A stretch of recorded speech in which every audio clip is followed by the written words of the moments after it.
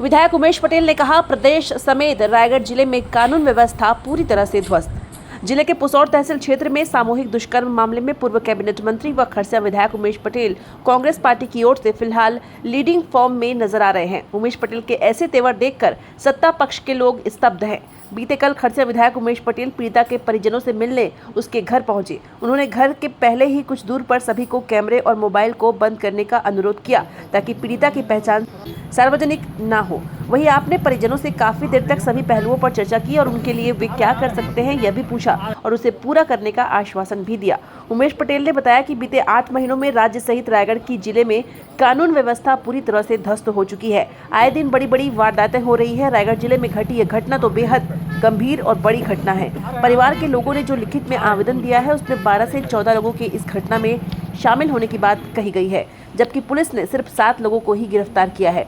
मैं पुलिस प्रशासन से कहना चाहूंगा कि जो भी इस घटना में शामिल थे जल्द से जल्द उनको तुरंत सजा मिले ताकि समाज में यह संदेश जाए कि इस तरह की घटना के बाद कोई बच न पाएगा।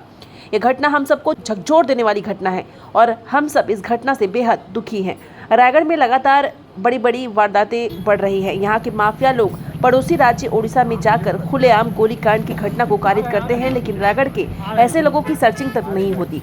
रायगढ़ के लोगों को सुरक्षा देने में पुलिस प्रशासन लगभग फेल रही है। साय सरकार के खिलाफ कांग्रेस कल काली पट्टी बांधकर जुलूस निकालेगी और विरोध प्रदर्शन करेगी। वहीं ओपी चौधरी के पीड़ित परिवार की निजता और इस मामले में राजनीति नहीं करने के आरोप पर उमेश पटेल ने कहा कि पीड़ित परिवार से मिलने पर ही उनकी समस्याएं सामने आ पाएंगी। हम उनकी पीड़ा को समझने आए हैं ताकि उन्हें सही समय पर आवश्यक सहयोग कर पाए। इधर रायगढ़ के पूर्व विधायक प्रकाश नायक भी पूर्व कैबिनेट मंत्री उमेश पटेल के साथ यहाँ आए। उन्होंने भी घटना को लेकर बड़ी बात कही। उनके अनुसार रायगढ़ को सीढ़ी बनाकर इसी से ही विमुख हो गए हैं वर्तमान विधायक और कैबिनेट मंत्री ओपी चौधरी।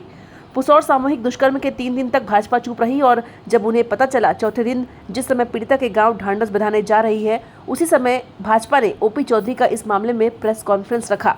ये वही ओपी चौधरी है जिनके जन्मदिन पर चकाचौंध व्यवस्था थी और रायगढ़ अंधेरे में डूबा हुआ था। ओपी बाहरी है और उन्हें रायगढ़ की जनता से कोई मतलब नहीं है। जो एक बहुत बड़ी घटना हमारे रायगढ़ जिले में हुई है, तो पीड़ित परिवार के लोगों से आज मिलके उनका हालचाल जाना है और सारी चीज़ें उनसे समझने के बाद यहाँ आने के बाद मैं यही कहूँगा कि रायगढ़ में जो घटनाएं हो रही हैं और पूरे छत्तीसगढ़ में जिस तरह से लॉ एंड ऑर्डर की स्थिति है, रायगढ़ में भी उसका असर दिखने को मिल गया है। और रायगढ़ में ये घटना एक बहुत बड़ी घटना है। हम पूरे परिवार के साथ में हैं और यही मैं कहूँगा कि परिवार के लोगों ने जो लिखित में दिया है उसमें उन्होंने 10 से 12 से लेकर 14 लोगों तक के इस घटना में शामिल होने की बात कही है और सिर्फ 7 लोगों की गिरफ्तारी हुई है।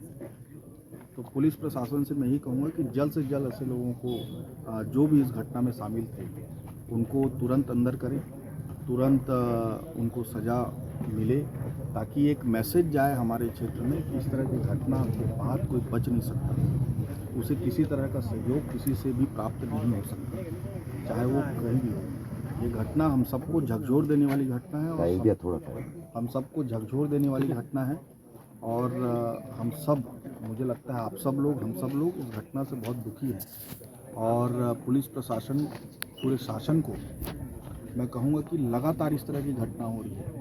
रायगढ़ के कुछ लोग उड़ीसा में जाकर गोलीकांड कर रहे हैं और रायगढ़ के लोगों की सर्चिंग तक नहीं हुई है। आज ये इतनी बड़ी घटना यहाँ एक घटना पुसौर क्षेत्र में हुई है। इन सबको देखने से मुझे यही लग रहा है कि प्रशासन को टाइट होना पड़ेगा और इस तरह से लचर व्यवस्था में कहीं न कहीं गड़बड़ होगा और एक कॉन्फिडेंस पूरे क्षेत्र में लाने की ज़रूरत है कि पुलिस एक सक्षम पुलिस है और पुलिस के बूट की धमक होनी चाहिए, जिसको कमज़ोर करने की कोशिश राजनीतिक दलों के द्वारा की जा रही है, उनको उनके इशारों में चलाने का काम कर रही है। मुझे लगता है पुलिस विभाग को भी इंडिपेंडेंट काम करने की आवश्यकता है और बिना किसी दबाव में वो काम करे और यहाँ जल्द से जल्द बाकी जितने भी लोग हैं उनकी गिरफ्तारी करें। भैया आज एक आरोपी की परिवार से मिल के आए, उनकी कुछ मांगे रखी, आपने कुछ बताया उन्होंने? हाँ, उनकी मांगे यही हैं कि जल्द से जल्द बाकी आरोपी हैं उनको सज़ा मिले और साथ ही साथ सरकारी रूप से जो मदद हो सके वो मदद की मांग उन्होंने की है और मैं उस मदद के लिए अपील करता हूं कि उनको जो भी मदद हो सके, काफ़ी गरीब परिवार है उनको मदद जरूर मिले। भैया आज एक आरोपी की मौत हुई है करंट लगने से, पीड़िता का क्या कहना है, ये उसमें शामिल था? दबाव, पीड़िता परिवार के ऊपर कोई दबाव लगा नजर आया आपको? अभी तो कुछ कह नहीं सकते, लेकिन आरोपियों की संख्या और शिनाख्ती को लेकर अभी काफ़ी विचलित है परिवार और मुझे लगता है थोड़ा सा उनको समय और लगेगा। महिला को लेकर अनर्गल बातें की जा रही हैं।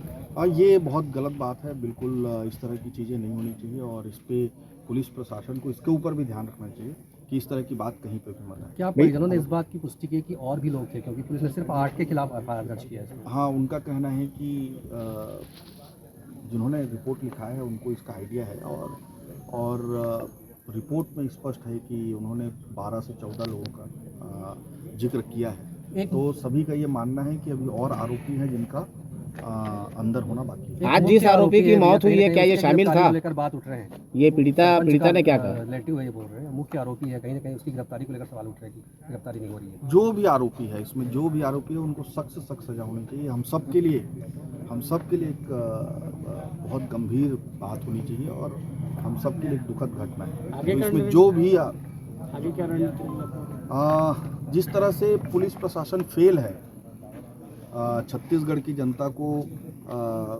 एक सुरक्षा देने में, रायगढ़ के लोगों को जिस तरह से सुरक्षा देने में विष्णुदेव साय की सरकार फेल है, उसको लेकर हम लोग कल एक जो काला पट्टी लेकर जुलूस निकालेंगे, काला पट्टी बांधकर और इसका एक विरोध प्रदर्शन हम लोग करेंगे।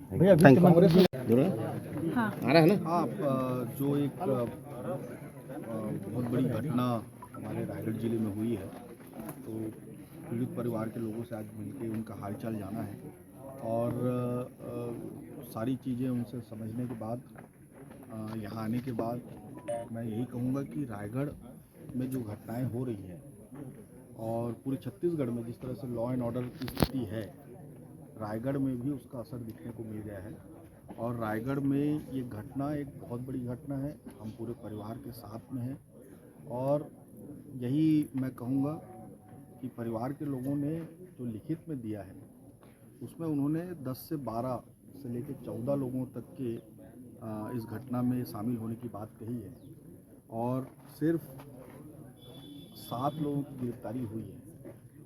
तो पुलिस प्रशासन से मैं यही कहूँगा कि जल्द से जल्द ऐसे लोगों को जो भी इस घटना में शामिल थे उनको तुरंत अंदर करें, तुरंत उनको सज़ा मिले, ताकि एक मैसेज जाए हमारे क्षेत्र में कि इस तरह की घटना के बाद कोई बच नहीं सकता, उसे किसी तरह का सहयोग किसी से भी प्राप्त नहीं हो सकता, चाहे वो कहीं भी हो। ये घटना हम सबको झकझोर देने वाली घटना है और हम सबको झकझोर देने वाली घटना है और हम सब, मुझे लगता है आप सब लोग, हम सब लोग इस घटना से बहुत दुखी हैं और पुलिस प्रशासन, पूरे शासन को मैं कहूँगा कि लगातार इस तरह की घटना हो रही है। रायगढ़ के कुछ लोग उड़ीसा में जाकर गोली कांड कर रहे हैं और रायगढ़ के लोगों की सर्चिंग तक नहीं हुई।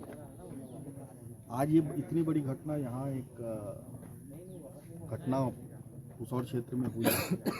इन सबको देखने से मुझे यही लग रहा है कि प्रशासन को टाइट होना पड़ेगा और इस तरह से लचर व्यवस्था में कहीं न कहीं गड़बड़ होगा और एक कॉन्फिडेंस पूरे क्षेत्र में लाने की ज़रूरत है कि पुलिस एक सक्षम पुलिस है और पुलिस के बूथ की धमक होनी चाहिए, जिसको कमज़ोर करने की कोशिश राजनीतिक दलों के द्वारा की जा रही है, उनको उनके इशारों में चलाने का काम कर रही है।